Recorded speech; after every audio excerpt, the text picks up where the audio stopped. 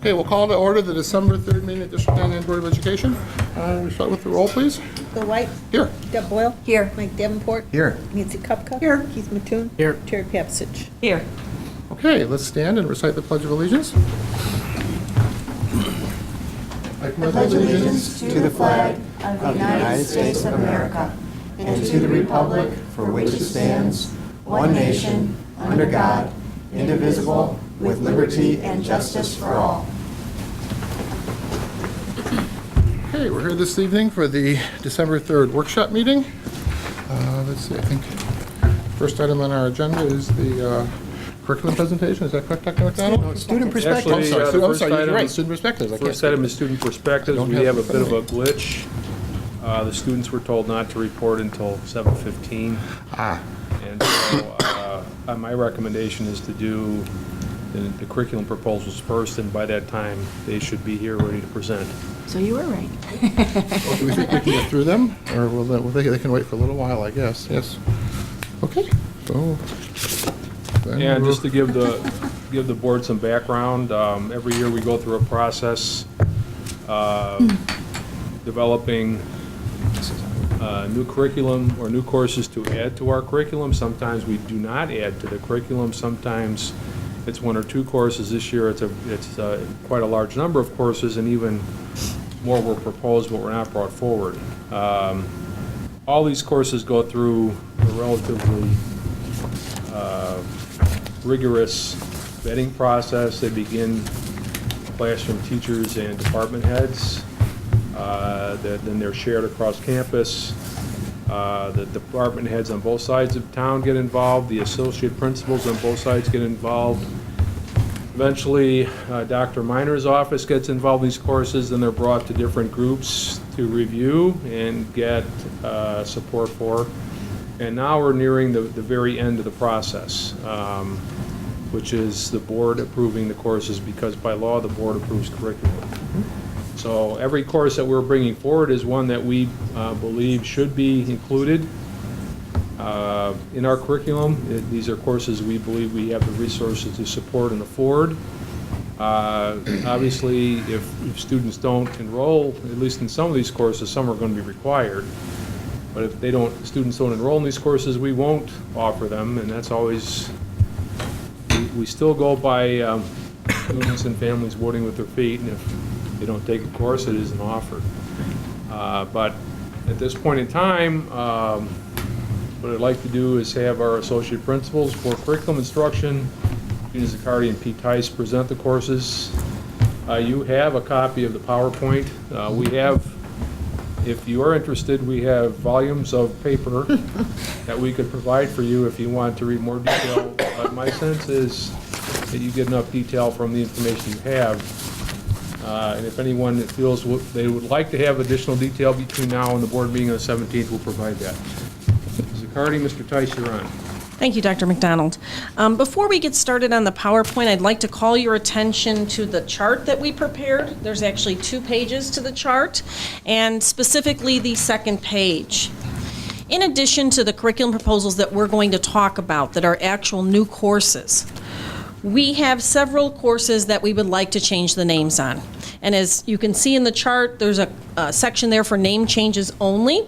The first is out of our English and Communication department, and that relates to our strategies for academic success and advanced strategies. We would like to rename those courses to Strategies for Academic Success 1, 2, and 3.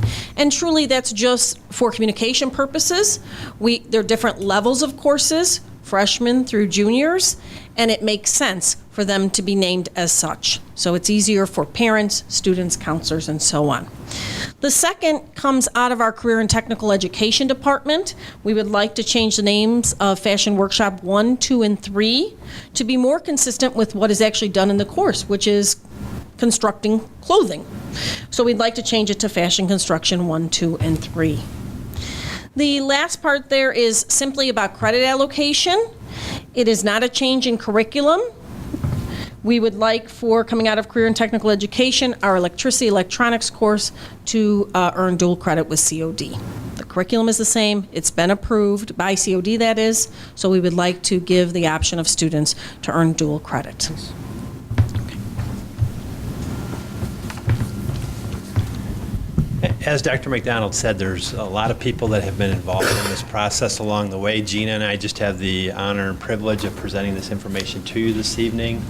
The department chairs, Mike Hines, Karen Etter in the area of science, John Heldman, Paul Stevenson in math, Chris Bronke, Janice Schwartz in English, and Mark Mirandola and Val Moses in CTE are the courses that we're bringing forward to you this evening. They're the ones who've done yeoman's work in getting this to this point, along with teachers in their department. So the first course we want to talk about here is the AP Physics C Mechanics. Things that we want to stress about this course is that this is one that offers another AP option for students. It adds to the elective offerings that we currently have. This will not take the place of any of our existing courses. We see this as being the kind of course that allows students who don't have a calculus background but who are interested in taking advanced physics study to be able to do so. So the science people talk to this in a way that's similar to the AP Calculus AB and AP Calculus BC, where the AB course is equivalent to a Calc 1 at the college level, where BC is equivalent to Calc 1 and 2. The APC Mechanics is part of the APC Mechanics electricity and magnetism that we currently offer and that we would still offer. The mechanics, electricity, and magnetism allows the students the option to be able to take 2 AP tests in the spring.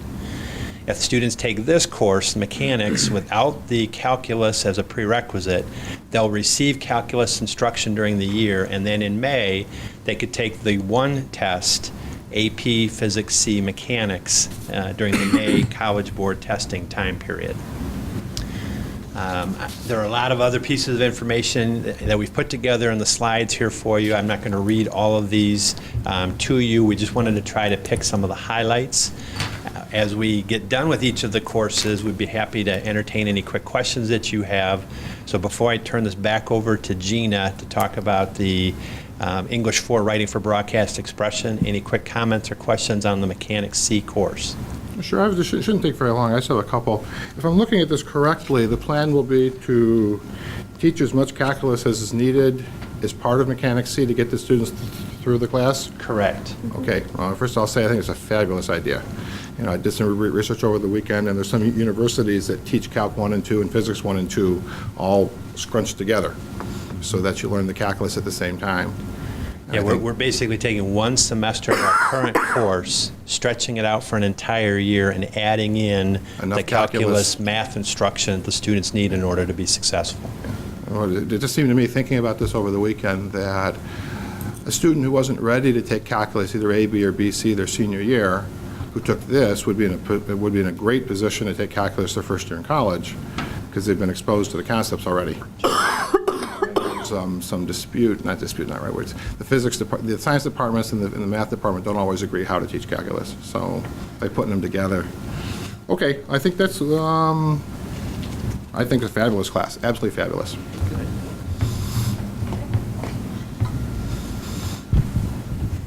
Okay, out of our English and Communication Department, we are advocating for a course called English 4 Writing for Broadcast Expression. To review, our seniors are required to take a writing course as well as a reading course. This course obviously would be a writing course. This course is basically like many of our other writing courses. They're called expression courses. So it's like written expression in terms of teaching persuasive and expository writing.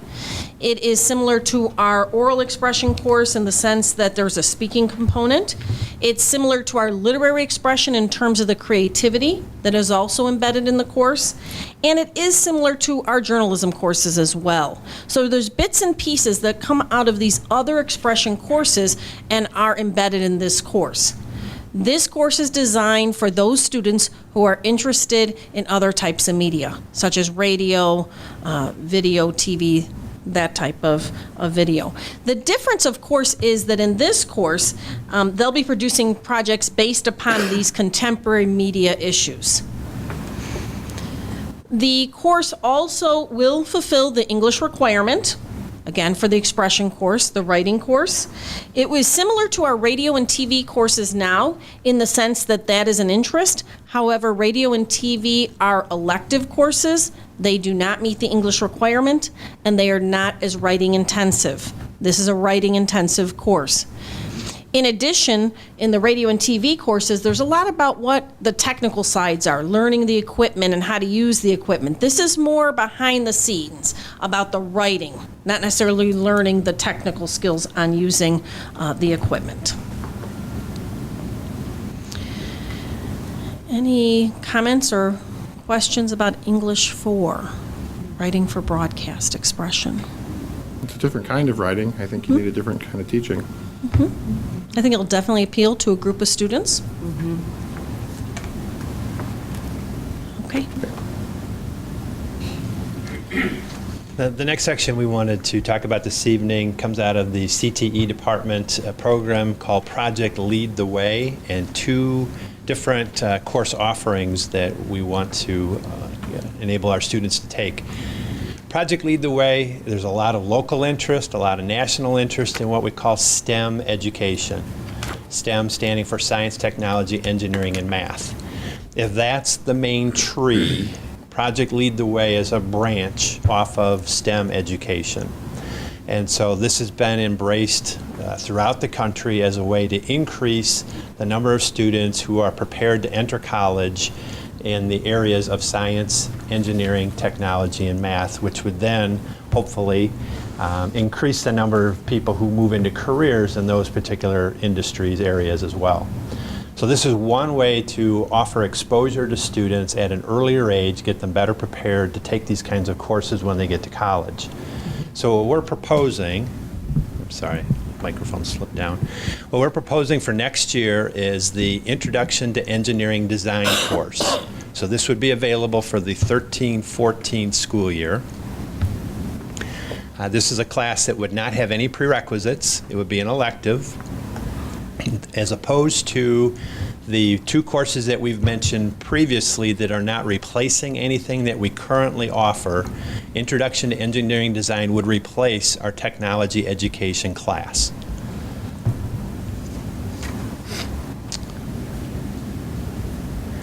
Obviously, the major focus of this is to expose students to a way of thinking, critical thinking, problem solving through projects and problem-based learning particularly. Giving them the ideas and the concepts they need to be able to tackle real-world kinds of situations. This is not just manipulating numbers and moving things around. This is actually taking issues and applying it to like a second setting to make sure that there is real comprehension of what is being taught. The Principles of Engineering course would be one that we would not offer until the 14-15 school year. So this would be a 2-stage introduction of courses into District 99. This would be the second course in a potential Project Lead the Way program that we could continue to add to in subsequent years depending upon student interest. There are opportunities to take like a level 3 and a level 4 in Project Lead the Way. Currently, students are able to take Introduction to Engineering Design through TCD. Principles of Engineering is another one, but the issue that we have with that is that students have to give up half of their day in order to take these classes through TCD. So we believe that some students who may be interested in these courses can't take them and also take the other classes that they're interested in taking because of the number of periods that this requires. So students could technically be an Introduction to Engineering Design 1 year, Principles of Engineering their 2nd year, and still be able to take honors, AP, elective type courses in District 99 without having to sacrifice anything. So we believe that there's a growth potential here that would cause us to take a look at adding a 3rd level down the road. There is some infrastructure cost to these 2 classes.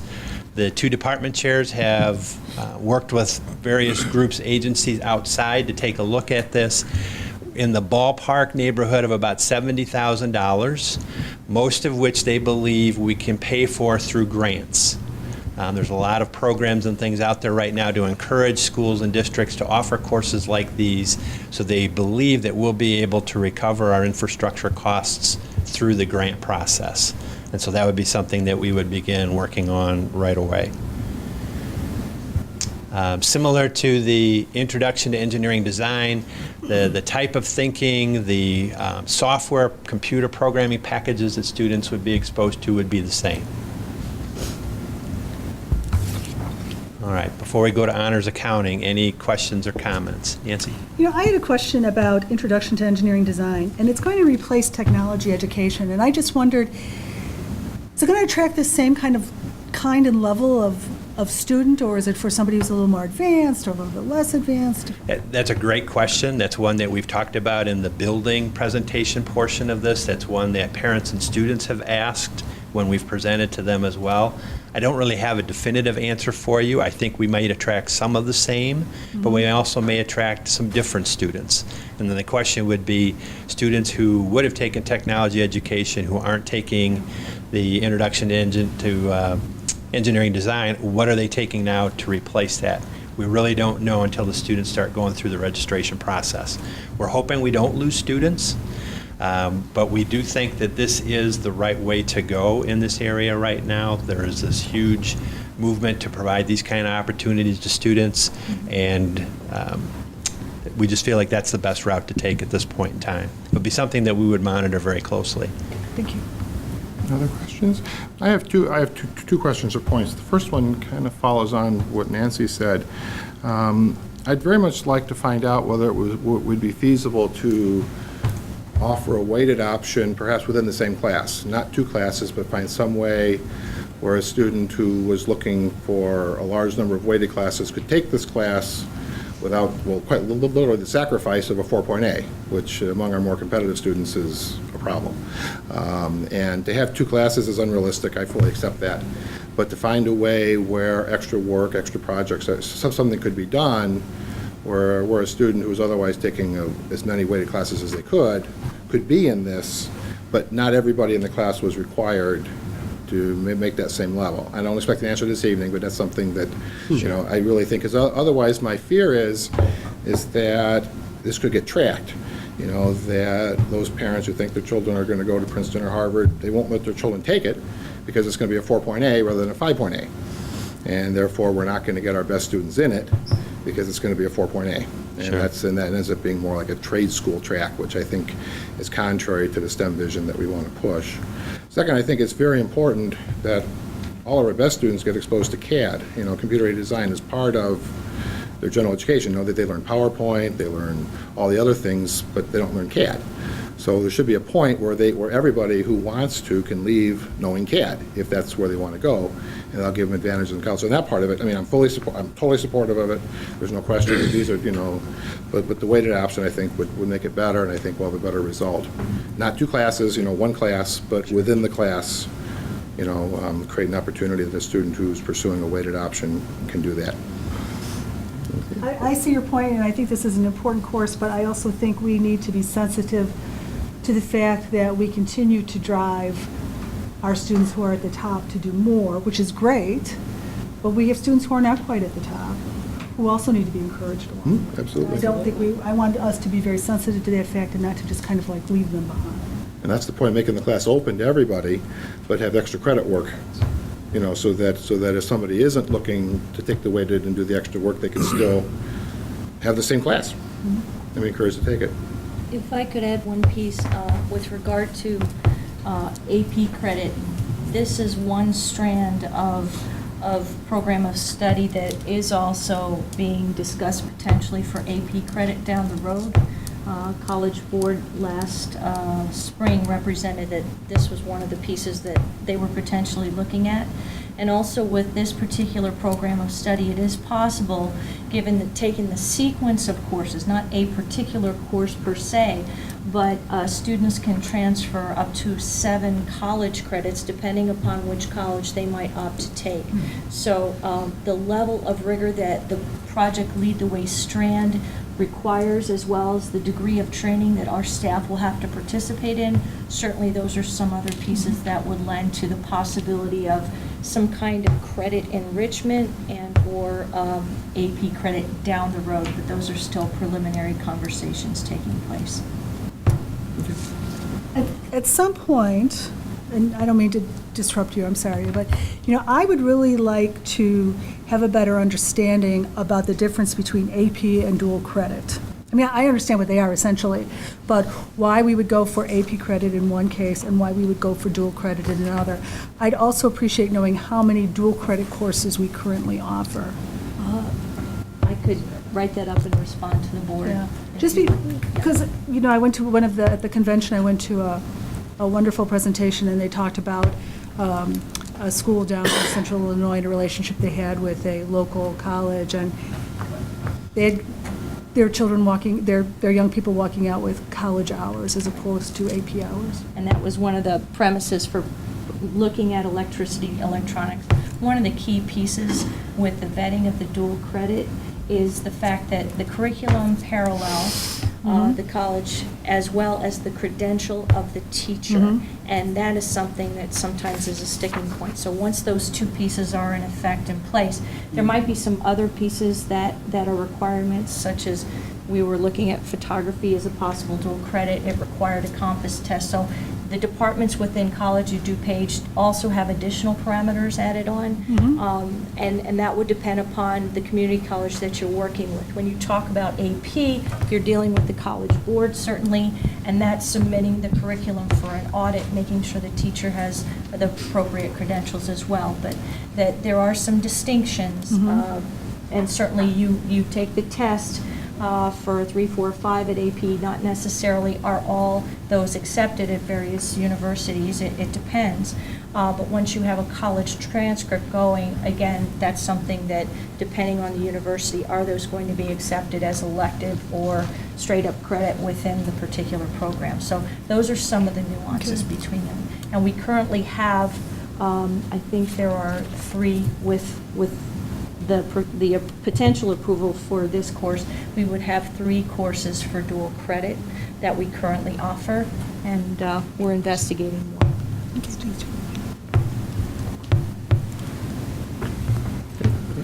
Okay, we're very excited to bring honors accounting to you. We've actually been looking into honors accounting or AP accounting for the last 3 years.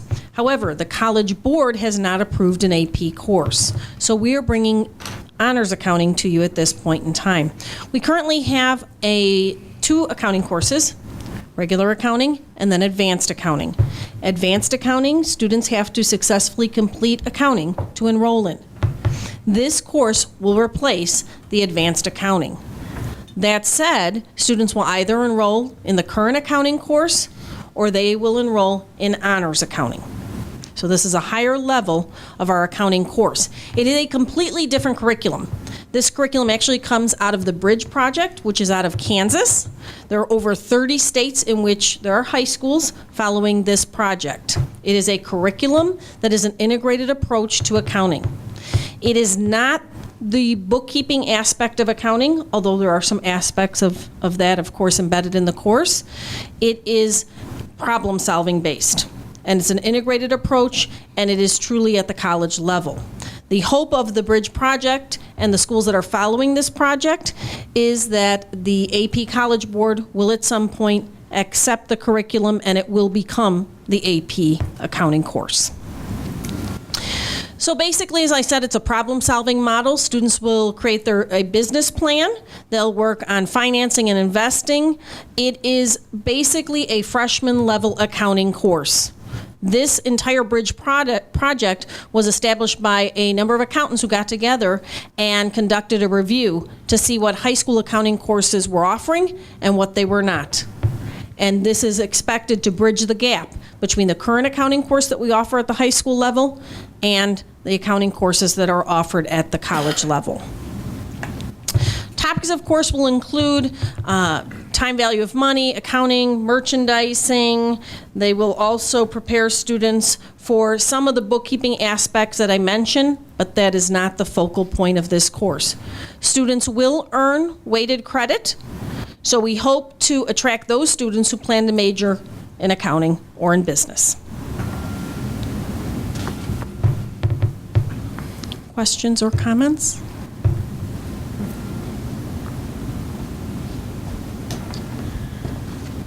Okay, College Algebra 300. This is a course that adds to what we currently offer. This will increase the senior options that we would offer. And this falls between the discrete math, which traditionally students come out of the 200 level and would take discrete as a senior, or the pre-calculus level. This would be between those two.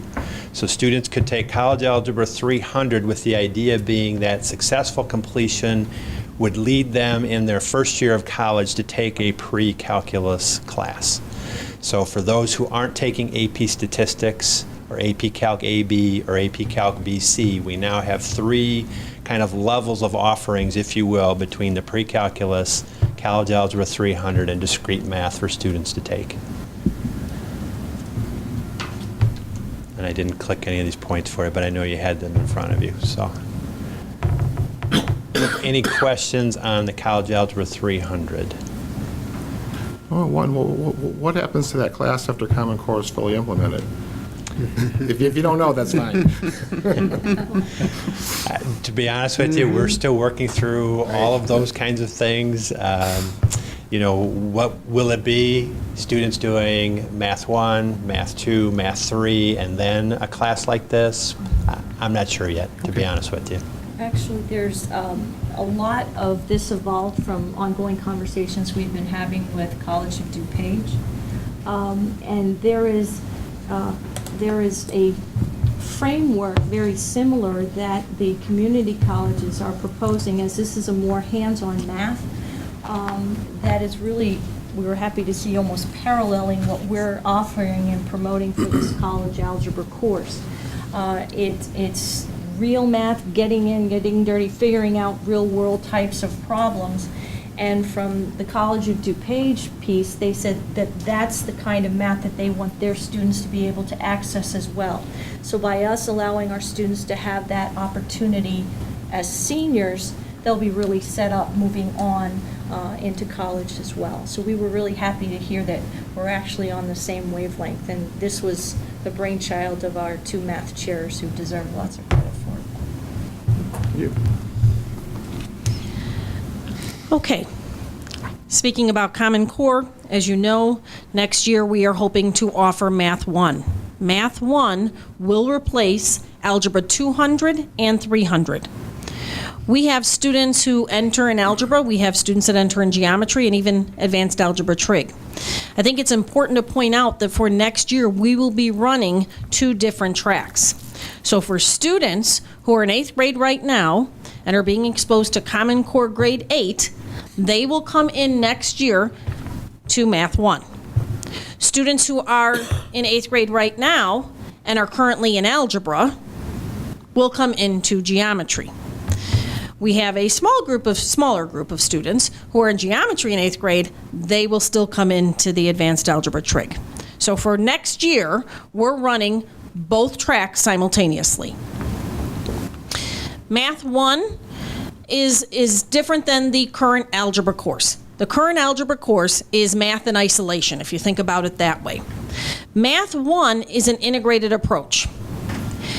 Basically, the Common Core standards developed two pathways. The integrated model, which is the recognized model, and actually a recommended model, because all of Common Core math prior to high school is integrated. There is not topical choices.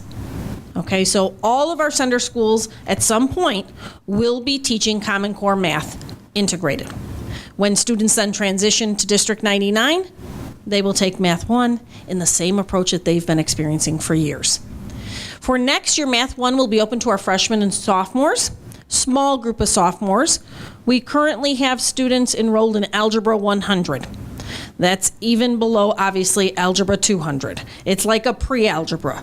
Those students next year would go on to Math 1.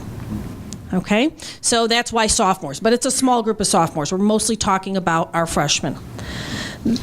Approximately 50% of Math 1 is algebra, is the current algebra course.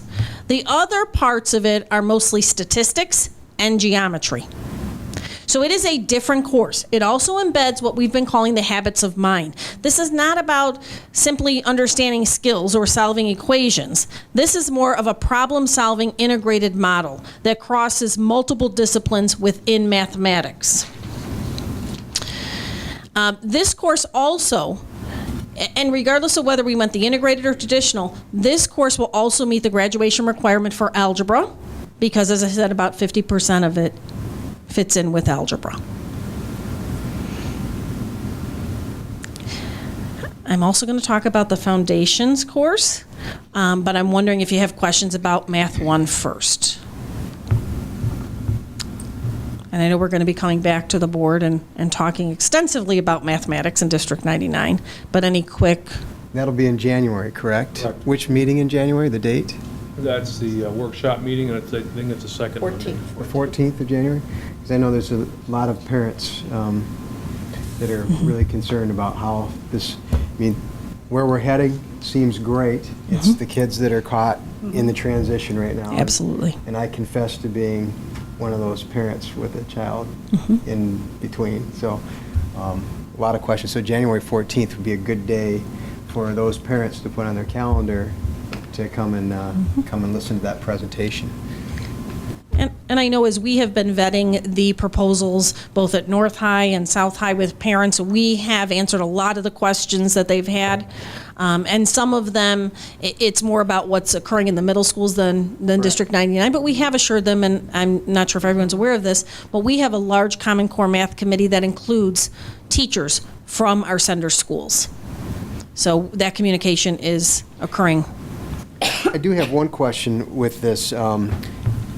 Given that this course is primarily designed for students coming into District 99 who've been through the Common Core 8th grade class, do we have any feeder districts right now that do not have a Common Core 8th grade class? Yes. Which districts do not? To my knowledge, only District 58 currently has this course. That's what I believe. So That is true. I guess this is why we're seeing, additional half-period support for identified students. Yes. And anticipating, so it is possible that we would have students, though, coming into this class that maybe did not have the 8th grade Common Core class? Is that That is correct. Okay, so that's kind of Based an in the near important, future. important point to make, is that, that if you're coming into District 99 from a feeder district that does not currently have a Common Core 8th grade class, it does not necessarily mean that you're going to be held back a year, so to speak. That there, depending on the situation, there will be an opportunity for you to enter into this Math 1 course and stay on that grade track. Absolutely. And it's not automatic that that student would be in the 1.5 period support class either. The 1.5 period support class is more for students who would typically take Algebra 200. Sure. So I'm assuming that we will have students out there who've not been exposed, but that are at the 300 level, and they may go on to the single period. We will need to assess that on a case-by-case basis. Make sure we place students accurately. Well, just the only reason I wanted to put emphasis here is just because it talks about prerequisite being successful completion of 8th grade Common Core math, and certainly in this first year, that's not necessarily a prerequisite, is the point I'm making. So. We are also bringing to you a Foundations for Math 1 course. This course will replace our current Algebra 100 course. It basically is aligned to the 8th grade Common Core standards for mathematics. We are talking about a small group of students. For example, even in our buildings right now, most students are not in Algebra 100. In fact, the majority of students that are in Algebra 100 are special education students. However, we need to bring them up to speed so that they can then matriculate into Math 1 the next year. So we will be teaching the foundations course to prepare them for Math 1. That's why it would only be open to freshman students, and it would replace the Algebra 100. We anticipate that this will be a temporary course. As Mr. Davenport said, we have students that are caught in all kinds of different places, depending on what they've experienced in middle school, and really all the years leading up, I would say. And so for those students, we need to best prepare them for Math 1, I should say. So this course is meant to do that, but again, for a small targeted group, and once all schools are on board with Common Core math standards, we anticipate that enrollment in this course, and perhaps the entire course, may fall to the wayside.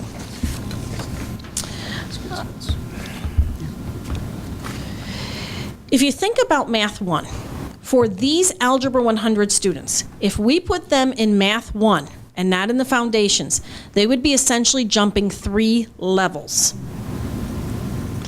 It's very difficult for students who are already challenged in mathematics to make 3 steps. And so this course is to offer that bridge.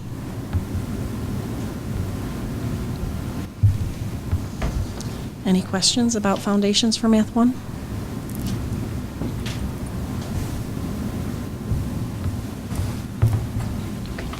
Thank you. So again, the board will formally approve these courses on December 17th. If you have additional questions, please send them to me, Dr. Minor, or Dr. Minor, and we will send those to the people that need to answer them if we can't answer them for you. Okay, well, thank you. A lot of hard work, We'll turn now to the item on the agenda entitled Student Presentations. I see Mr. Bild is here with a number of students from South High School. Well, thanks for the opportunity. This evening, we have several students here to talk about the kinds of activities they're involved in their service organizations and clubs that do charitable work at this time of year. So I'm going to turn it over to 5 students who are going to talk about some various assigned tasks they have to do charitable work this season in various different clubs. Hello. I'm Sam Baton, and I'm a senior, and I'm involved in Service Club. The project I'm going to be talking about is Blankets of Hope. Back in October, I had the idea of making blankets for troops, and I found an organization and a lady who actually does this through her house. And what we would do is I would get a group of people together, make some fabric blankets, and send them over to injured troops. We originally had this plan for the Christmas season, but with everything going on, with everybody's busy schedules, it didn't plan out as it should. So we are doing it actually for January. We're going to go to the community, we're going to go around the school, and we're going to try to collect a lot of money and then get everybody involved and make these blankets for Valentine's Day. So it's a little bit different than the Christmas season, but I still think it's a good time for everybody to get together after the busy holiday season and do a good project for the troops. So, any questions? Okay. Good evening. My name is Brianna Coakley, and I'm a senior as well, involved in the Service Club with Sam. And another project that we actually do is volunteering at the West Suburban Community Pantry. The West Suburban Community Pantry serves all of DuPage County by supplying food as well as diapers, formula, school supplies, and personal care items. I originally got involved with the West Suburban Community Pantry during my sophomore year while doing mandatory community service for my U.S. history class. It was a really great experience for me, and I really enjoyed it. So I decided that when I got some more free time on my hands, I would go back and volunteer. And this year I have more time, so I volunteer on Thursday evenings from about 8:15 to 8:20. And at school, we got involved more, and we did a can drive for the pantry. It was really successful. The football team helped us out a lot, the student body and staff as well. On November 8th, we collected all of the donations and delivered them to the pantry. They really appreciated it, and we volunteered that same night, and it was a really great success, and we had a lot of fun. And volunteering there is a good and easy way to get involved with the community, and it's really nice, and we really enjoy it. Yeah. Thank you. Hello, my name is Edith Panyala. I am a senior, and I will be talking to you about another service that Service Club is involved with, and that is Jeans for Teens, and that is just basically donating a bunch of jeans to people, well, mostly teens who don't have any jeans in the city of Chicago. We did this last year, and we only had 1 week to collect jeans, and in total we collected 50. So it was a really good success for only having quite just 1 week to do it. So we were really happy with that, and actually it was through the company of Aeropostale. So they're the ones who are sponsors for this, and for this matter, I actually applied and got hired through the service that I did. So now I have a job, so that's a good thing. But basically, we are going to plan to do this again because it was a really good success, and just to think about us giving clothes to people who don't have some, knowing us that have like 7 pairs of jeans. So if we just give one away, it would be just a good offer. So yeah, any questions? Really good. Okay. Terrific. Good evening, everyone. My name is Maddie Kirshner, and I am one of the officers for the Club of Peer Leaders offered at Downers Grove South. Basically, what our job is to offer community service, as well as help freshmen to feel comfortable during their first year of high school. It can be scary, so we try to ease it for them, make them feel comfortable. During the holiday season, what we like to do is we like to participate in a program of Adopt a Child, where we will provide Christmas presents for kids who may not have the opportunity to receive them on Christmas morning. Every year, we receive about 40 kids, and what I think is remarkable is that we have about 30 peer leaders a year, and every kid is taken care of. So some kids take on 2 kids to give presents to. And also what I think is great about this is it's not required. We don't require our peer leaders to participate in this because it does involve donations and money, but almost every peer leader wants to be involved in this because in our subgroup, one of the girls said, I remember what it was like when I was 5 and I used to get Christmas presents and it would make me so happy, and I want to give that same feeling to a kid who may not have that. So this is a project we've been doing for many years now, and hopefully we will be doing it for many years to come. Very good.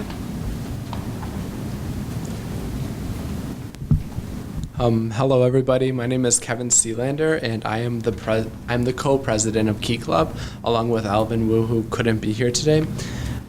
We do a lot of things in Key Club during the holiday season. This is like during one of the times when we do the most. One thing we do is, it's kind of new to what we're doing, is we're collecting hats, mittens, scarves, and socks for the C-Spar Action Club, and that's kind of a new thing that we've done. And we keep a box, and we just have people donate new clothes as they want. And alongside of that, we also we help with the Giving Tree, which is a humanitarian service project. And so what we do with that is we get about 200 kids, and we fill out sheets for them, and then we give them out to the school. And the school then goes and buys presents and wraps the presents for these kids, and then we collect them, and then we bring them to Carol Streams, where we help pass out and organize all the gifts so that they're delivered to the kids that aren't as fortunate as us to get this stuff. Something else we do, which is really fun, is we do the Salvation Army bell ringing, and we do that at Fry's Electronics. And what we do is we wait outside and we ring a bell, dress up as Santa Claus, play music. I mean, last time I went, I played my trombone, which that was it wasn't the best, but it was still it was a lot of fun, and we get a lot of happy people come by and like happy to donate. And then something else new that we're doing this year is the Northern Illinois Food Bank, and we're doing this later in January. And what we do is we sort and organize food, and then we stock shelves and pack and unpack boxes. Any questions? All right, well, happy holidays. Thank you. I have kind of a question for all of you. It sounds like each of you are in clubs that have lots of members. Is that basically true? So that you're sort of the tip of the iceberg here. And what's, Grace? Well, Well, Service Club is actually, it's kind of the same thing as Key Club, and a couple years ago, I met Mr. Del Maria, and he's like, I'm doing Service Club, and I was like, oh, okay, I'll come. And at first it was 1, 2, 3 people, and now it's about 6, 7. So I'm trying to get as many people as I can involved with this service project to hope to show that, okay, so now Service Club is another club that they can get involved in. It was kind of just not spur of the moment type of club, but it just kind of appeared up, and it came up during the middle of the year, which is kind of a rough time for everybody to get involved. So I'm hoping that this service project, with all my friends and with underclassmen, can actually get more involved and know about the club for next year. So. Because what I find impressive about all of this is how service is woven into so many different clubs. You know, it's not just, and so that everybody's contributing. I think it's absolutely marvelous, absolutely fabulous that you're all doing things like that.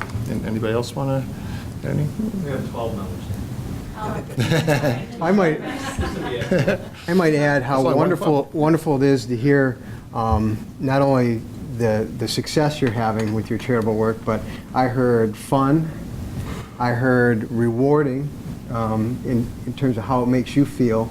And I also heard that it can be profitable too, and so so it pays to give.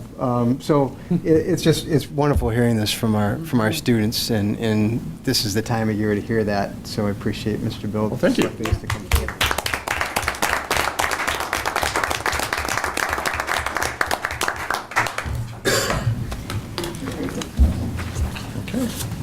With that uplifting note, we'll move on to our master facility plan.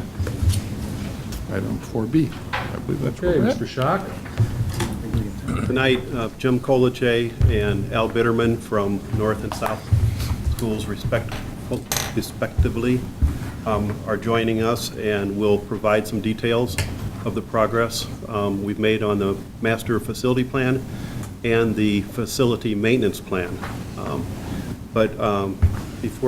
Before they give you that information, I'd like to share some background and get us all on the same page.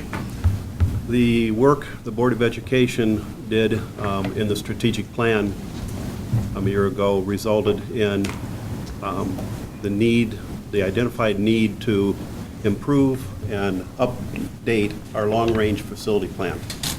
We've had that long-range facility plan in use since the late 1990s when we did our last maintenance, or our last master facility plan.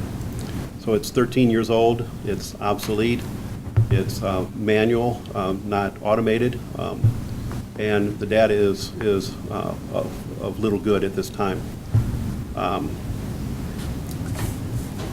The two goals that came out of the discussion with the need to update the long-range plan, we split into two pieces: the development of the master facility plan and the facility maintenance plan. And we did that, although they're one and the same, they're two separate pieces. The master facility plan looks at our facilities from an educational assessment perspective, and the facility maintenance plan is taking care of our existing facilities. So from a timeline standpoint, we felt it best to break out these two goals and develop the facility plan this current fiscal year. The maintenance facility plan, and then follow up next year in 2013, 2014 with the master facility plan. The development of the maintenance facility plan will give us the software package and the scope of work that is necessary to carry on next year. So we'll have part of this next year's work already done in this current year. With that, Jim will talk briefly about the progress we've made on the facility maintenance plan, and Al will talk about some details of where we're headed in our timelines. So, Jim and Al? So facility maintenance plan, I'm going to talk a little bit about expectations, what the planned content will be. I'll kind of hit some bullet points quickly, and feel free to stop and ask questions along the way. We want the plan to project out at least 10 years. We want to develop standards for replacement equipment and furnishes in the buildings. We want to identify life safety items. We want to include energy conservation plans, include risk assessment and priority scheduling. We want to develop life cycle analysis, conduct building and equipment audit for baseline information, so do a complete building physical condition analysis for both campuses, include educational adequacy analysis, include environmental assessment. We want to digitize our existing plans. We have many blueprints, plans in our buildings. We would like to consolidate these from all our past years, including the additions throughout the years, and put this all on a digitized plan so we can all view it.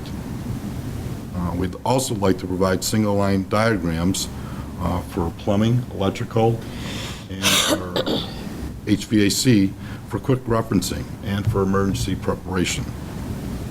Also, and lastly, update cost estimates for all these items that we'll find in this plan. I know I went through it pretty fast, but any bullet point I went through, I can elaborate or discuss more. Okay. We started this quite a while ago. Jim and Marty and I sat down and at a number of different meetings and talked through what we think this plan would look like. We thought it through how it would help us, how it would help others to see the bigger picture of what we do, and to see it help us to build that longer range plan and give everybody the opportunity to see why we picked some of those projects and how we set up the priorities on some of these projects. And once we had that outline put together, we had interviewed a couple of firms, White & Company and Healy Bender, to kind of build a program from each of their perspectives. And as we developed the RFP for that, we sat down with both of those companies and talked through the project and what we'd like to see, and got some additional ideas from both of those companies, and put those proposals together. Each of those companies put a proposal together. Both of those proposals were very good and very in-depth, and it boiled down to the cost and what the proposal was.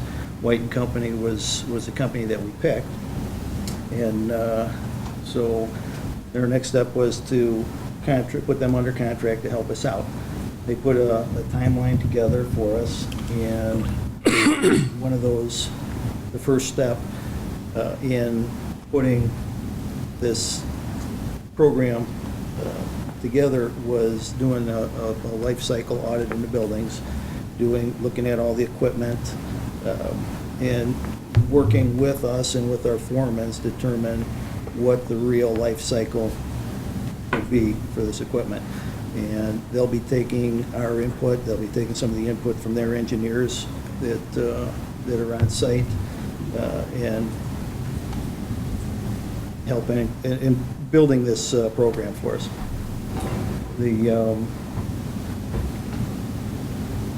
The audit team will start this week in our buildings. They'll be sending their architects or engineers few other people to actually walk through our buildings with our building foreman and probably our maintenance guys, and actually going through and looking into everything. All our equipment, all our boilers and the air handlers and all the different pieces, and putting together this program for us. That program, again, like Jim said, will be digitized, and it will be put into our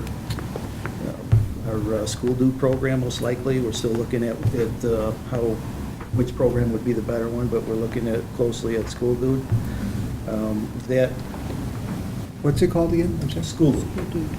It's our maintenance program that we use for generating work orders and our preventive maintenance programs, and there's another component to it that will help us to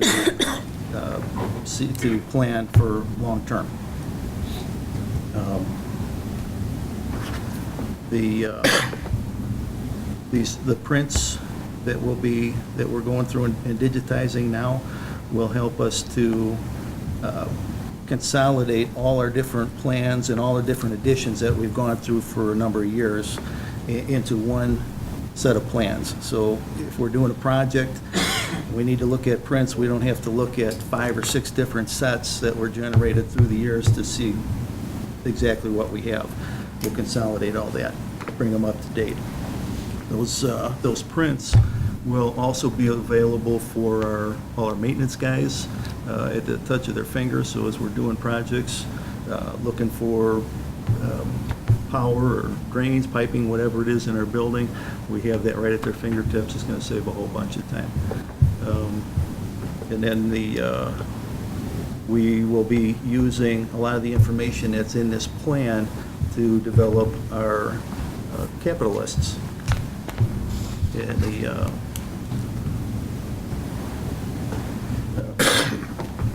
master facility plan as we go into the future. That's about it. So the question is, what do we do with this plan? What we don't want to do is leave it on the shelf. It's a development of the status of our facilities and equipment in a point in time.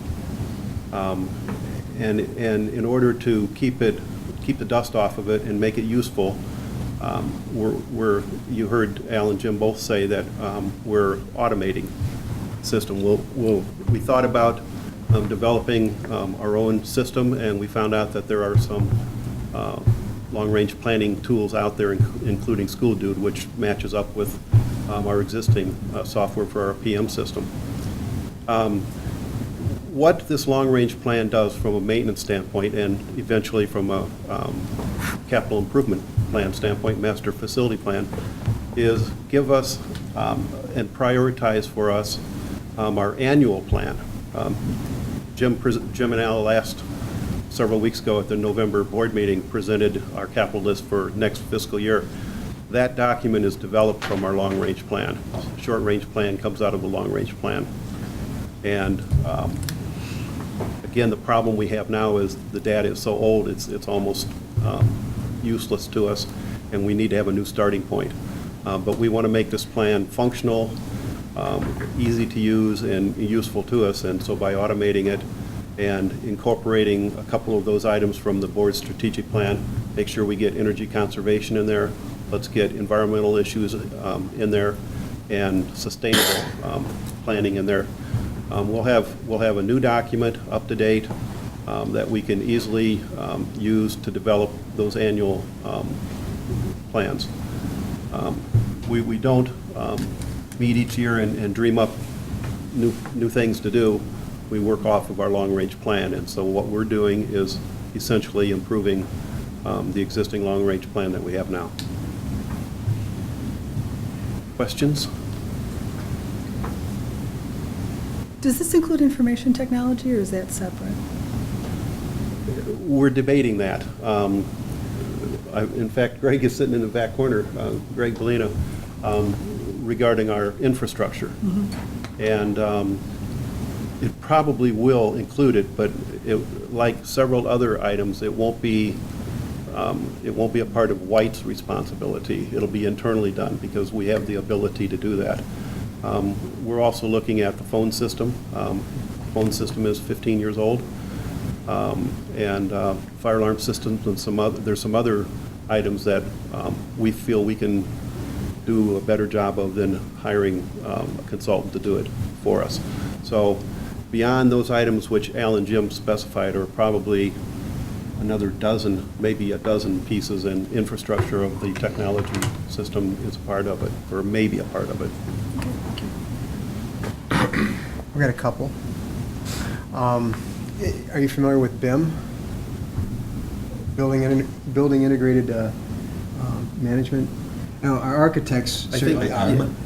Yeah. That's one that we looked at. Yeah. And we're impressed with, but aren't sure if that's the one we want yet. We haven't made a decision. But we're looking at something like that, is what you're saying.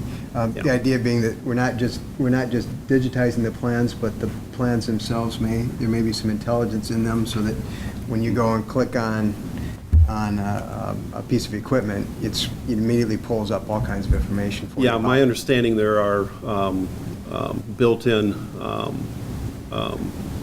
mathematical formulas that can help, that have been gathered from others' experiences that can help drive the results that come out of the data we put in.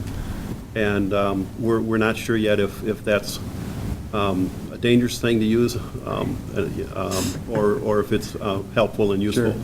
So Al and Jim and I are looking, we've already had a couple of seminars we've gone, and we're looking for some school districts that actually are using these programs. And we're finding it difficult at this point. Several school districts in the 100-mile radius have the programs and they aren't using them. So they can't provide us much useful information. That's probably the most difficult step that we have to do, is to identify the best program available to us. Again, anything less than functional means this thing sits on the shelf and gathers dust, and then we don't want to do that. Certainly, one of the ideas behind doing this is to save us some money. Right. I mean, being better able to manage our facilities is definitely a worthwhile endeavor. And It is one of the things we're looking at, Mike, is having, as we, part of our program for work orders and in this new program we're putting together, is to have that information at our fingertips. So the maintenance guys, when they are working on a piece of equipment and they touch that icon, it does come up with all the work, all the manuals, all the prints, schematics, everything they need. well, and you better plan for, you mentioned life cycle costs too. If we think about having a better handle on what we're going to need when versus kind of dealing with it as it comes, it makes a lot of sense. I didn't hear handicap accessibility mentioned at all in the That would be under life assessments. safety. You would consider that part of the life We're back up safety? again in 2015 for our life safety. Okay. So that'll be included in that. I think the two biggest things that I look forward to is the priority formula and the life cycles. And really digging deep in these campuses so we don't have surprises. We've got our eyes looking. We're looking at the whole picture. And on the program part, I just don't want to get too advanced. I made the phone calls to these other districts, and I don't think they're ready for it. And Is that why they're not and using it? Too busy, it's too hard. And how much do you want to put into it, and what is it used for in the end? And really you want it to be user-friendly in the end, and everyone to understand and put the input in yearly and view it and be simple, but still have all the stuff you want in it. What I think's happening is these school districts are taking on too much, can't handle it. So the software that we choose, the program that we're going to use, for me, we wanted to do all this, but simplicity and not a million different scenarios where it's so confusing no one understands it. Yeah, it's got to be user-friendly, or otherwise Yes. it's no good. Yeah. But ultimately, I think, we're really going to get a real good understanding of the next 10 years and what we have in these campuses and what's due up and what's coming around the corner, and it'll help. It'll save us money. This is a good time for me to throw in the idea Sure. that I talked to you about earlier today. A little bit of a curve. We've been talking some about our transition program for our students after they leave District 99 until age 23, correct? And facilities that we need for that. And it occurred to me, certainly with this facility, I'll tile this together. It's occurred to me too that with our facilities assessment, one of the things that I think most certainly will rise to the top is the fact that the administrative offices at South High are very substandard. And our entryway?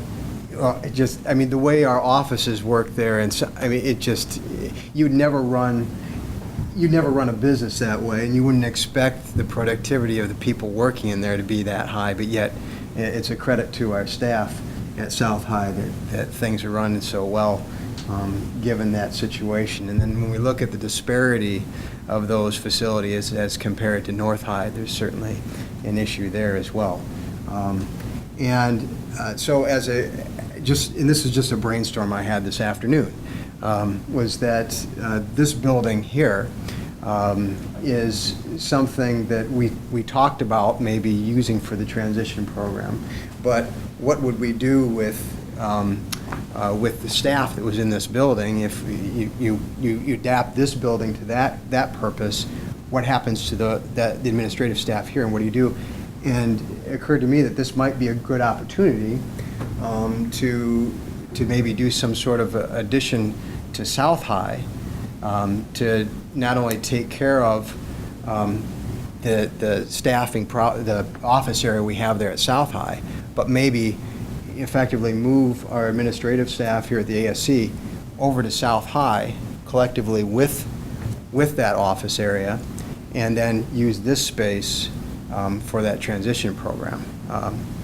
There's logistics and a lot of things that go with this, and it's nothing that I've spent a whole lot of time in thinking about yet, because I just had this idea today, which is why I called up Mark and I said, what do you think, should I bring this up? And he thought it had some merit to discuss. So I just wanted to throw that out there, because we're in the process of doing some things right now, and this might provide a nice opportunity to take care of more than one problem at once, and not wait maybe 3 or 4 or 5 years to solve this problem at South High. Basically take care of that problem in connection with this other thing that we're dealing with right now with our transition program. So just throwing that out there for food for thought and possible discussion. Let me respond for a moment. It's an idea that we have not researched, and we can, and I think you're right, it's worthwhile looking into it. We did look at a number of possible solutions for TH, and you'll recall from some of those conversations, we obviously want to keep TH separate from the two campuses. So this suggestion addresses that. Yes. We didn't specifically look at this kind of a suggestion, and there may be some other possibilities in that same realm of idea that we ought to look at. And now's the best time to do it, because we are working on the TH solution. Right. Well, part of what occurred to me is that there's the opportunity to share spaces. There's the opportunity possibly for us to have meetings in a better venue than this. Being able to make resources more convenient to both our ASC staff and South High staff. It seemed like something that is Kills two birds with one stone. And whenever I take on a project for a client, I'm looking to not only accomplish the thing that they're asking me to do, but if I can fix the other things that are maybe substandard about the house that I'm dealing with, then that's just a huge win for my clients. And so this is just how my brain works. So idea I had, and whether or not it has good merit, I would expect our staff would decide that. And Well, so. I thought we talked about this a couple weeks ago, and there was some reason. The one thing we didn't, one dynamic about Mike's idea that's different than we've ever considered. We have talked about using this facility possibly. The issue was where does this office go? And it is a real issue that the offices at South High School are substandard, and they don't facilitate effective administration of the school in a number of ways. But that's sort of been something that we've said, well, that's when we have more money to address. It's never before come forward, we've never had the idea, okay, well, maybe to look at this again, and again, I've only thought about this today, to look at those offices and additionally address moving this, what goes on here to a different location there. Obviously, we're committing a substantial amount of money to purchasing that property and then upgrading it. Whether we could accommodate the same, would it take that same money and do something equally compelling and address these other problems? I don't know, but that's it was a question we've never asked before. And Mike brought it up, and they said, well, sure, Mike, bring it up today because it is and we're not, we've spent a couple $1,000s on this other, ventures the board is aware, but it's clearly not enough that we can't consider something else. I think that we need to talk about that other venue a little bit before we would make any commitment to anything. Because I don't know where we stand on that. Right now, we don't know. It's still. We don't have any other information to report that you. Right, we have nothing new. We're still waiting for a court date to be applied first by the county, but also we haven't had any kind of formal response or informal response the last week or two from the others. I assume they're getting an appraisal on their own just to do their own due diligence of what they really. Yeah, but we're going to have an update in 2 weeks. We're going to have an update in 2 weeks, perhaps. Right. 2 weeks? Well, it's certainly worth vetting. Yeah, we can put it on the closed session in 2 weeks. Okay. That's fine. The type of audit that you're talking about, is part of the goal identifying situations such as the substandard administrative offices at South High or concerns about the entryway? Is that part of looking comprehensively at what might exist across both campuses? Yes. Okay, good. That's a second stage, though. A master facility plan would do that. It would really look at more at the utilization. The first plan of maintenance is just identifying. Exactly, the two all together, interior yeah. structures. But the superintendent is also correct in that the inadequacy of those facilities is not only space and square footage, but the HVAC system. That was not a piece of the large project that we completed last year. Oh, it wasn't? No. It's extensive in and of itself. So part of it will be looked at in the maintenance facility plan, and part of it would be looked at in the master facility plan. That's from what, 1963. And that's the original? Original equipment. Well, Yeah, well, it sounds like Mr. this. Schock, is it realistic to look at this idea that Mike has suggested and then come back in a couple weeks and have some sense of it? I think it is. I would break it into 2 stages. Stage 1 is working with Evan and his staff and at South High School with respect to the offices, see if it would work. And if we get a positive response from that, then we would take a stronger look, which would cost some dollars to do a concept plan. And from that, we could develop the numbers. But the first stage, I think, is fairly easy to do. Evan and his staff know exactly what they need. We can, my guess is this building has enough square footage to do that. And we have it now. The second piece is a little more difficult.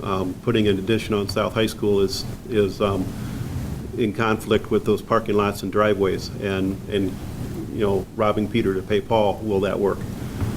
So I think, you know, some conversation with a number of people in the district will give us an answer on whether it's worth going to the concept stage and putting some numbers together, or if there's roadblocks that just stop us from going further than looking at it initially. To chime in what Marty said, I would agree that just off the top of my head, square footage wise, it's comparable to the space we've looked at before and the current space that we're looking at.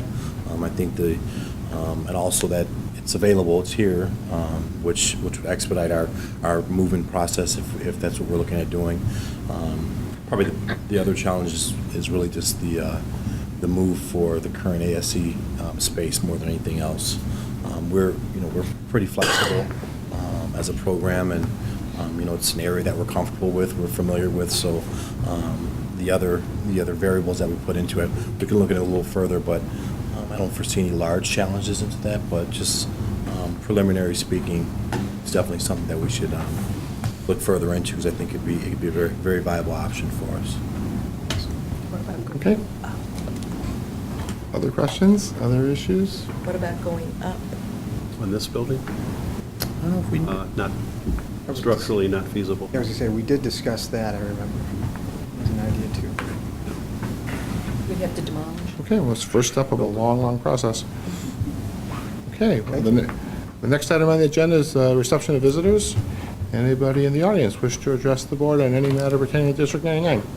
Right once? I guess no one wants to talk to us. Okay, our next meeting is December 17th. Any other announcements, anything to discuss before we adjourn? Chair invites a motion to adjourn. So moved. Go ahead, Mike. Member Davenport moves, member has a second. All in favor? Aye. Anyone opposed? Meeting adjourned.